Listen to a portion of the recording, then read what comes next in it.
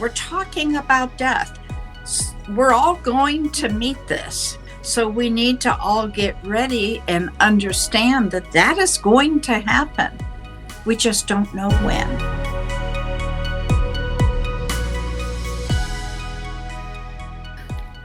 Hey, it's Don Rumer-Rivera. Welcome back. And today we have an amazing guest. But before we get to our guest, I'm going to read a quote that should lead us directly into the topic. And here we go. The honesty and grace of the years of life that are ending is the real measure of how we die. It is not in the last weeks or days that we compose the message that will be remembered, but in all of the decades that preceded them. Who has lived in dignity dies in dignity.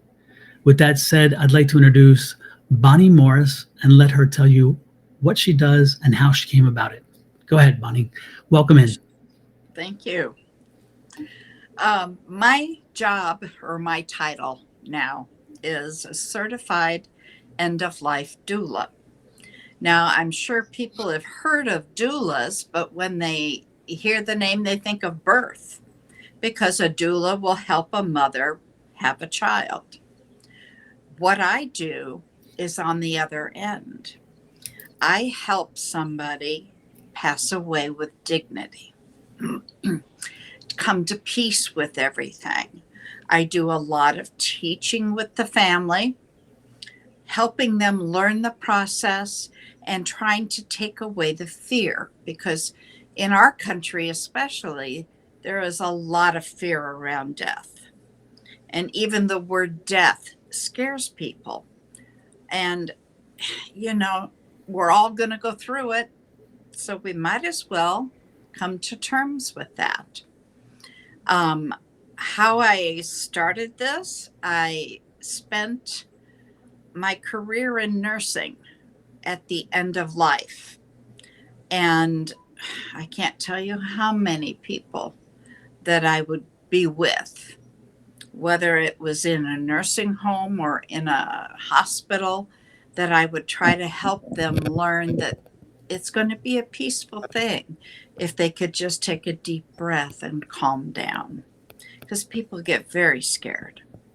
And it's also helpful helping the family come to terms and to have them all be on the same page. And sometimes that's not easy, because families, as we all know, have dysfunction. And so, and I can give examples how in the hospital one time in the ICU, we had a patient who was trying to pass. Family was not on board. And this man had every sign that we could let him go. He was ready to go. Family wasn't. He hung around for weeks until we finally got all the family together and had them start talking about memories they had with Dad. And suddenly they got all on the same page of memories, and he went peacefully. So it's about more than just dying. It's about teaching everybody the process so that they don't freak out when mom is breathing differently, or mom's not answering, or for whatever reason, fear sets in. And many people have just called 911, and we're like, they can't do anything. So this is not something that is hospice. There are a few hospices that will employ a doula, but the doulas are not covered under insurance. So it is a separate thing. And with hospice, then they eat that cost. So with your service, with the service, how is it different from what, say, a hospice nurse does? Explain what you provide, and how you work with the family in comparison. So should somebody so somebody can understand that hospice alone is good, but there's one step further, and that's your involvement. Explain how your involvement again is different than hospice, so people understand clearly what that is. Sure. A hospice nurse, and this doesn't take anything away from hospice, we work in Mhm. conjunct. Hospice nurse will come in and they will spend some time with the patient, but they're more concerned about the health, what's going on with medications, you know, are they taking away the pain, whatever is concerning. And then they have to go. They don't have a lot of time to spend with each patient. There are, if you've got 12 people to see in one day, you're not going to be there very long. So what I do is I come in and I spend hours with the patient, with the family. It's up to how long they want my service, but I come in and I kind of assess what's going on. Who is playing what role? Who is the support? Who is the sole caregiver? Do they have the support they need? Do they have the respite care so that they can take a break? Sometimes I'm the respite care and I come in and say, okay, go take, a couple hours, and they will employ me to sit and help. I do not ever touch medications. That's a licensing issue. I'm not licensed anymore. I was a registered nurse with a bachelor's in nursing, but I gave up my license when I retired. Um, I didn't want to go back. I like this. I'm able to get to know the patient, to see where they are, and to meet them at their level.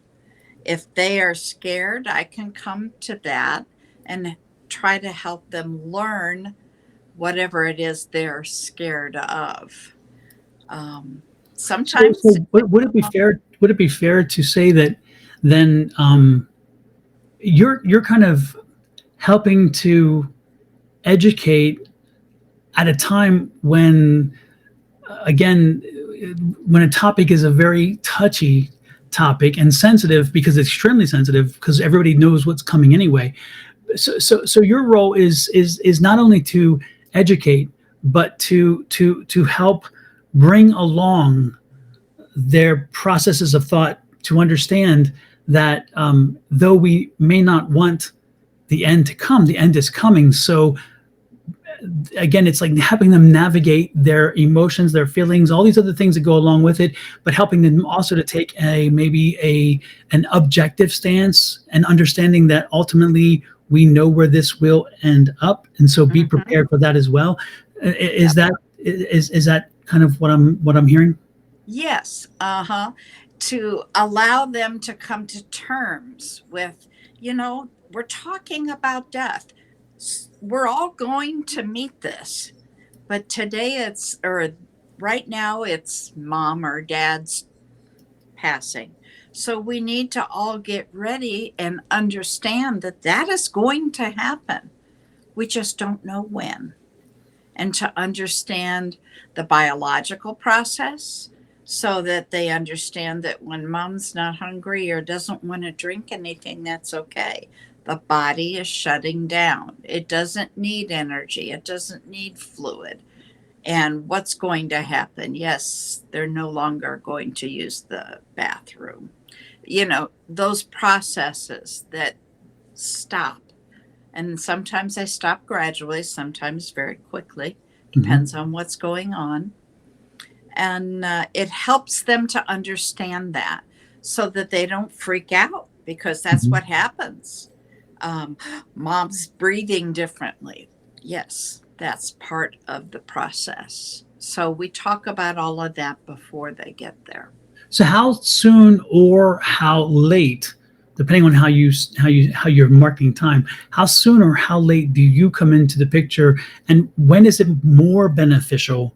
Is it when maybe the patient still has cognitive abilities and then you can work with them, helping them to understand the transition and the family? Or where is it best serving everybody in the stage for you to come in? The earlier, the better. I know people who have hired their death doula before they're even diagnosed with anything. They just want to make sure they know that person. Um, Sometimes we don't come in until very late, um, because it's not a well-known role here in the US. Hmm. Other countries, they've been doing it for ages. It's just part of the family. Somebody, Aunt Lucy is always the one that helps somebody pass away. It's just that's how it is in other countries. In our country, like I said, we've made the subject of death taboo.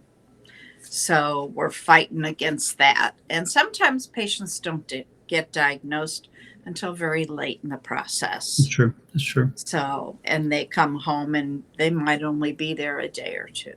Yeah. And especially with some diseases, I've experienced where some diseases you think you have more time and then you're caught up short and you're thinking, wow, I thought for sure that this was going to, I could postpone this.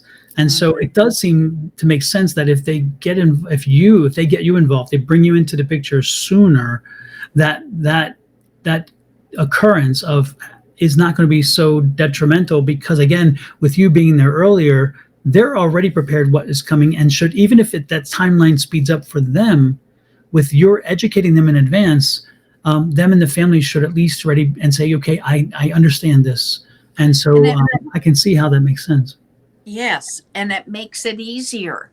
And oftentimes, if that's occurred and they're okay with everything, it will happen sooner Hmm. because they're at peace. They've made their peace. They've talked to everybody. Every one is different. Okay, there's not a pat. This is how it is. Um, I also work with the families with papers. Hmm. Oftentimes, do you have your will done? Do you have a living proxy? Can you explain what that is for people who may not understand that concept? A living will is when I come in, say it's my living will. I write down exactly what I will allow. Okay. So I'm okay with no CPR. I'm okay with no drugs. If I'm going to pass away, leave me alone. Give me comfort care only. Hmm. Some No people DNR. aren't okay with it, they want it all. Hmm. That's okay. Just write it down Yeah. because you want your wishes held. And if that's the case, they will be held. So theoretically, I would also think then that if you have an attorney and you're working, not you specifically, the person who has an estate or person who has worked to do a will, a trust, or any of those things, so therefore that they have planned their end of life already, not planned for it, not planned it, but planned for it, and so they have their power of attorney and their power of attorney for healthcare, their all the other requirements. I guess then for an estate attorney, it would be good to have your information. The family should provide your information so the state attorney can bring you into those documents as well, and to make sure that's wrapped up as part of the deal too. So therefore, that the attorney has ensured that you are given enough access and authorization should you be in a hospital situation where where the hospital needs to have authority that you can come into the room and that kind of stuff. Because I'm guessing there are times where you'll be in a hospital setting and not necessarily in a hospice home setting. Is that correct? True. If I get called in early enough, and that involves getting to know doctors, getting to Hmm. know hospitals, for them to understand what I do. And that's difficult. Yeah. It a lot of it goes word of mouth, Yeah. and that's okay.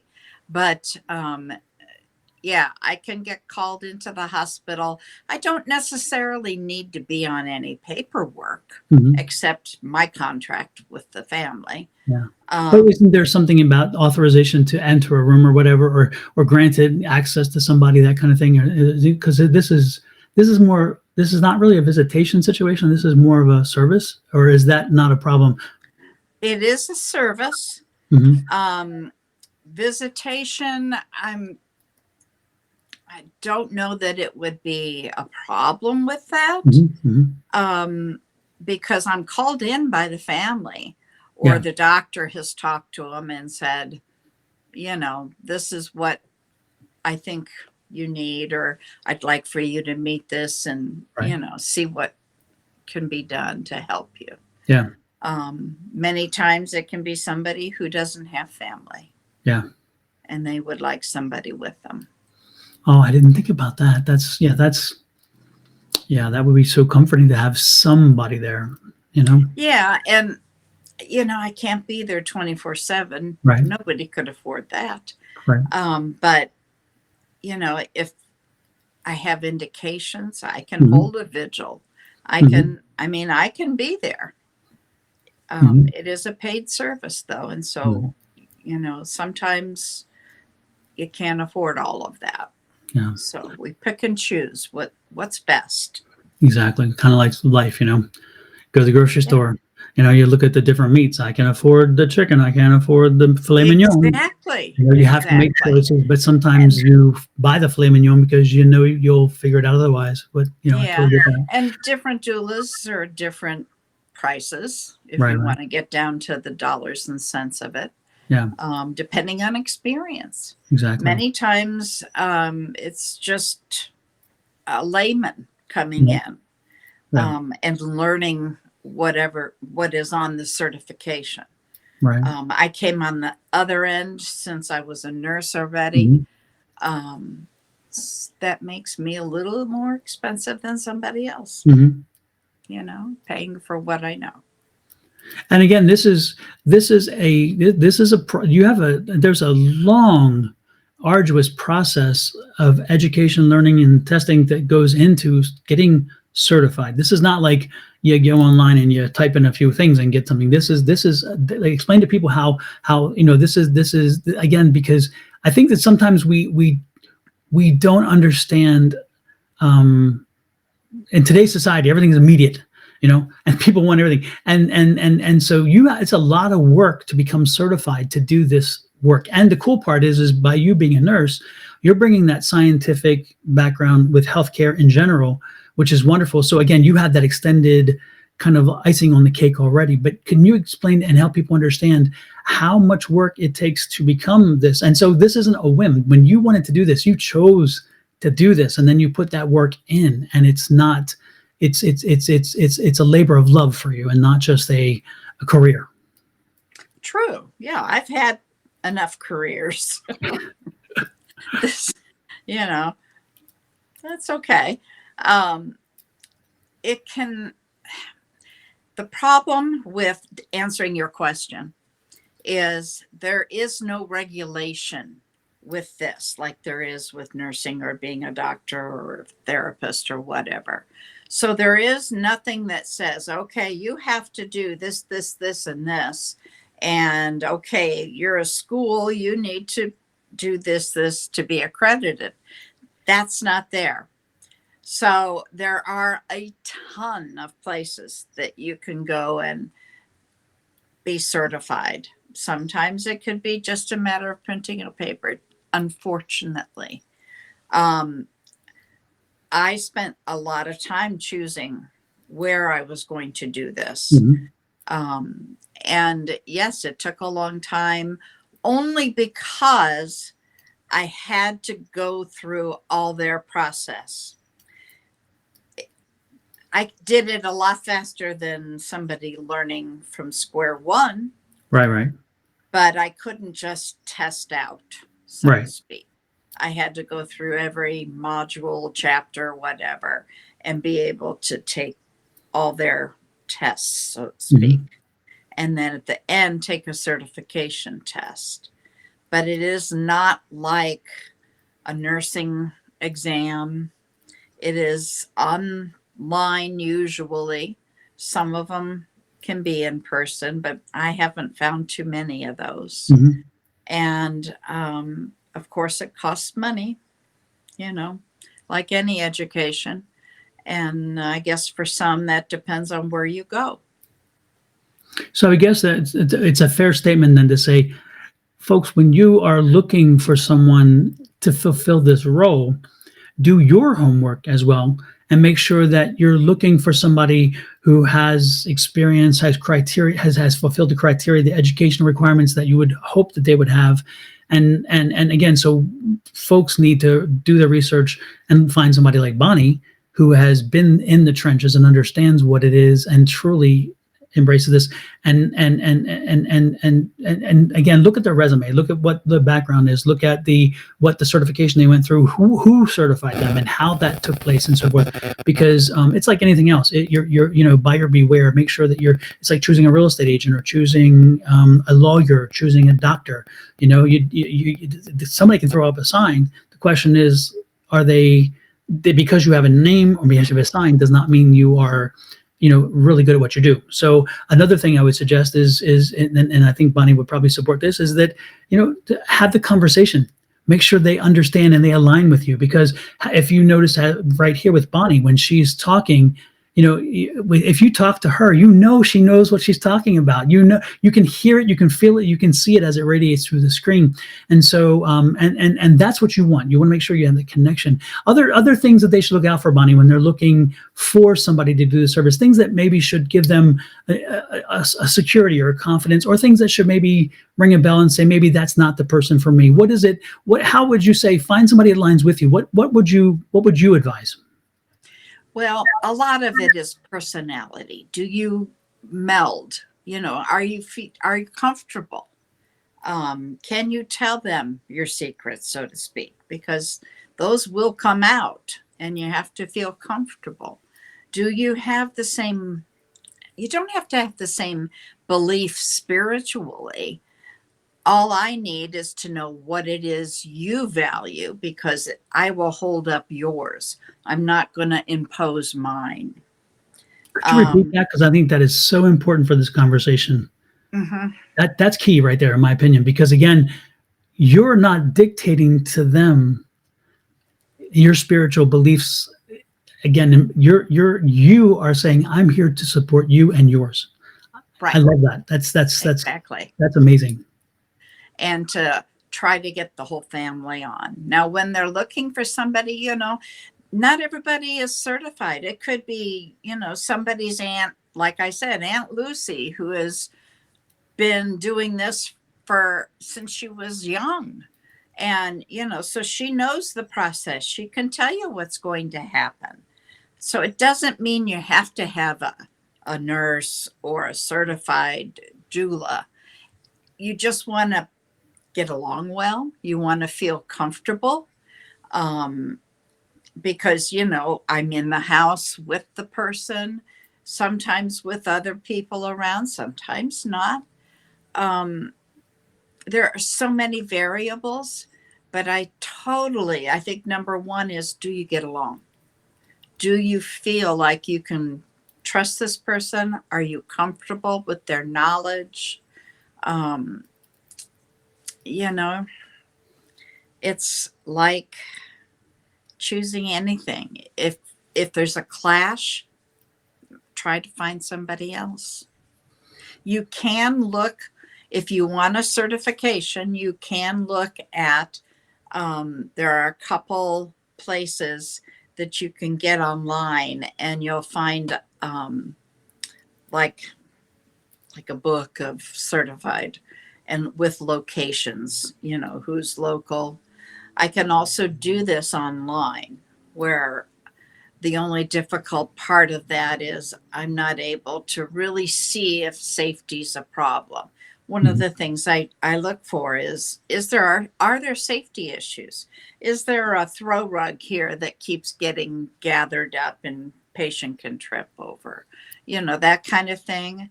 I look to make sure the pain is controlled. I will never gift medication, but I can also relay, hey, so and so's not getting enough pain meds. She is always in pain, but she's afraid. So we need to educate a little more about pain medication. Mm-hmm. Or maybe the daughter is there to care sometimes, and she's scared to give the medicine. Mm-hmm. Well, family is the one that will give it. It's okay. So we need to teach her more about the medication and what it's for, and how to give it. Fantastic, fantastic. So, Bonnie, if I were to say I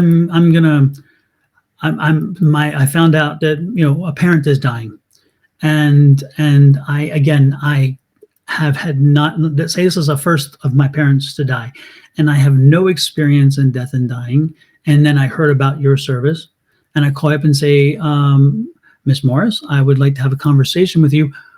Walk me through the process from when we first connect to then like a first meeting. What is it that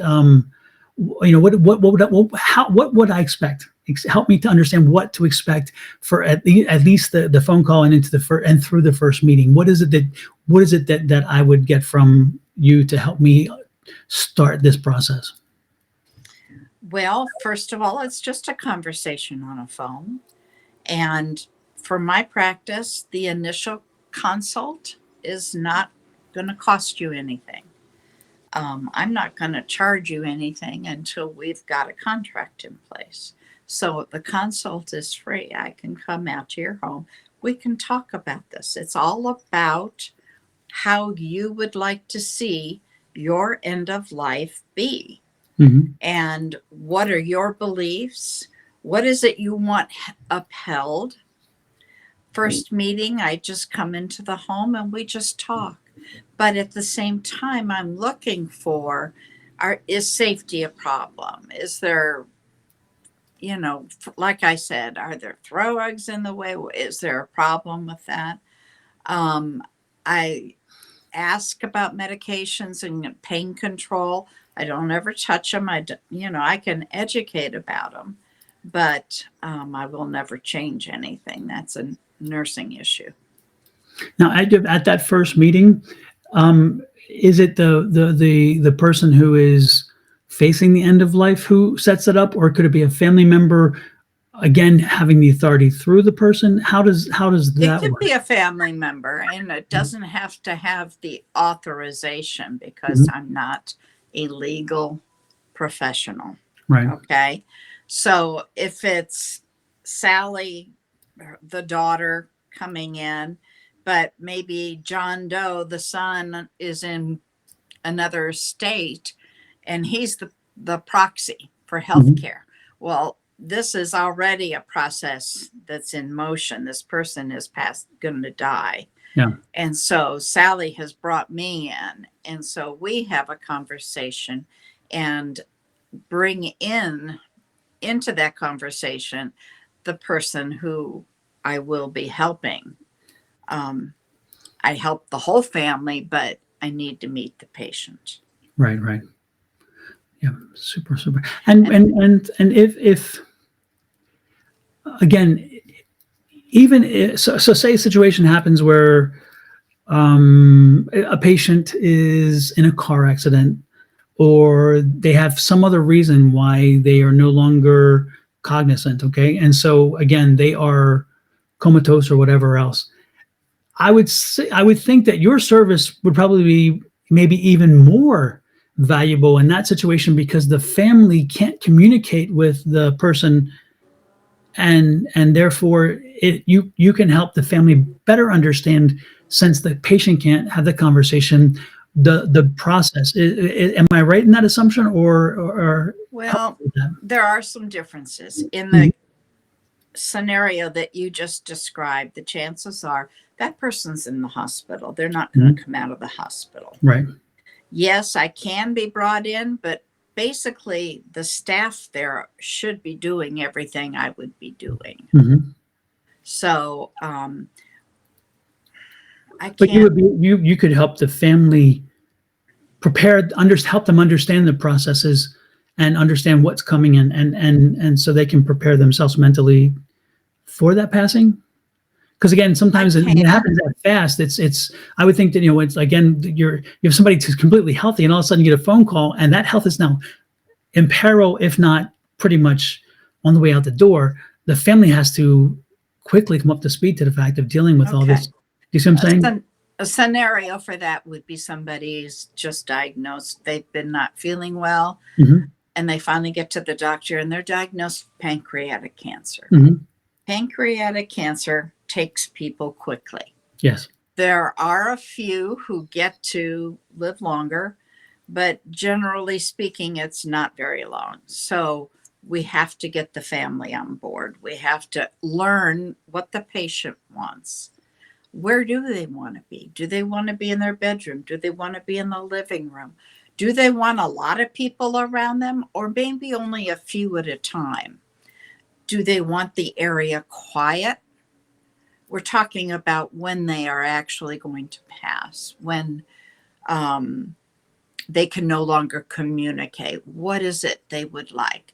Do they want candles lit? Do they want aromatherapy? Do they want music on? What kind of music do they like? There's all kinds of things that we learn that they will tell me, and I will then uphold that. Super. And then again, all of this when you after you've made your initial contact and then you had your initial consult, if they then decide, okay, I want to move forward with this, I want this to we want to put this into action. Then the next step would be what would the next step be? I can't begin to understand. So tell me, what would that The next next step step be? to that is that we sit down and go over a contract because I am a contracted service. Mhm. So we talk about money, we talk about time, we talk about what it entails, um, who's paying for what, that kind of thing. And then once we've agreed that, okay, you're going to hire me for this amount, for this amount of time, to get that signed. And at that point, then we start moving forward, learning a lot about the patient. Mhm. Like I said, in all of the process we just went over. Now, what are the? I mean, I see the benefit absolutely from what happens, but when you're working with families, what tends to be a dynamic with the one person who doesn't see the benefit in this? What is their thing? Is it an economic thing? Is it a stranger in the house thing? Is it I can do this myself? What is usually the pushback you get and you know it's going to be at least that one family member who's going to be the Yeah, negative one. sure. There's always somebody, or usually there is. I would say all of the above. Everything you've described. It doesn't always, not all of it in one, but yeah, maybe we brought in the son and he doesn't like having somebody new in the house. So I will try to spend a lot of time with him, getting to know him, allowing him to get to know me so that I am not considered a stranger in the house.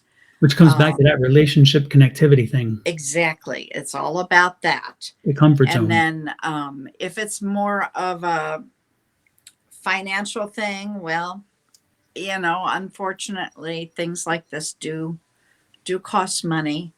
Sometimes it gets down to, well, that's my inheritance type thing. Hmm. I can't do anything about that. Right. That's up to the person who actually signs the contract Yeah. because I am a service. Yeah. Interesting. So when you're hired, you start working with them, you're educating both again the person who will eventually meet their destiny, shall we say. You're also working with the family to understand that the destiny is assured. We're And talking then, about dying. yeah, It's okay dying. to Yes, say yes, that. yes, yes. But I'm just trying to be polite with it, okay? so, so as you said, because Americans, we get triggered by death and dying. So, Yeah. but no, with knowing that that's coming and so forth, tell me how when now we move to the point where it's very soon, very very soon. Do you still play an active role at that point, or at that point have you hopefully gotten the education, they've gotten the education, you've given it, they've gotten it, they received it, and do you and therefore they are there, or are you still involved at that point when they are that close to seeing the end? I can be. It's Mhm. unfortunately it comes down to how much time have they contracted me for? Yeah. Do they want me there for the entire vigil? Hmm. Um, if we've been able to see that it's just a matter of hours, do they want me there, or are they comfortable with it? Yeah. Have they learned enough that they feel okay? Mm-hmm. I don't need to be there at all. Right. Right. I can help them. There are also new things in America which are called green burials. So we will talk about what are their wishes. Are they going to be cremated? Are they going to want a big funeral? Do they want nothing? Are they going to donate their body to, there's all different kinds of things. Mm-hmm. What is it that they are going to have? There's also something called a green burial. The body of the person who has died does not have to be removed from the home for 3 days. Now, people... Is that state by state, or is that in general throughout the country? I have to look it up. I don't think it's by state. Mm-hmm. But I honestly don't know the answer to that. I'd have to find out. I never thought about that. But anyway, we're talking about the family's belief. Do they want mom lying there so that other people can come in? It used to be, a long time ago, the wake was held at home. Yeah. And so people would come in to see them and express their condolences, that kind of thing. And then as commerce came in, then the wakes moved into the funeral homes, so to speak. Doesn't have to be that way.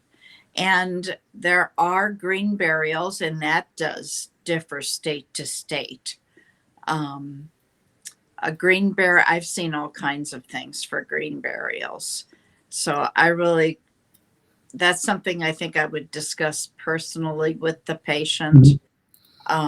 There's all different ways to take care of that. And America is just starting into this process of green burials. Mm-hmm. So it's new.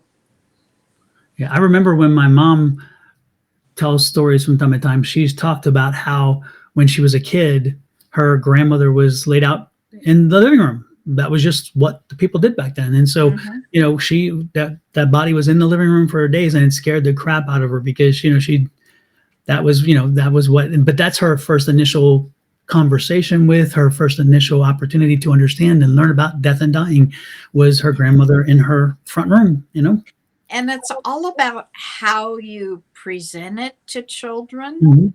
Mm-hmm. If you're comfortable with what's going on, then they're going to sense that and be comfortable.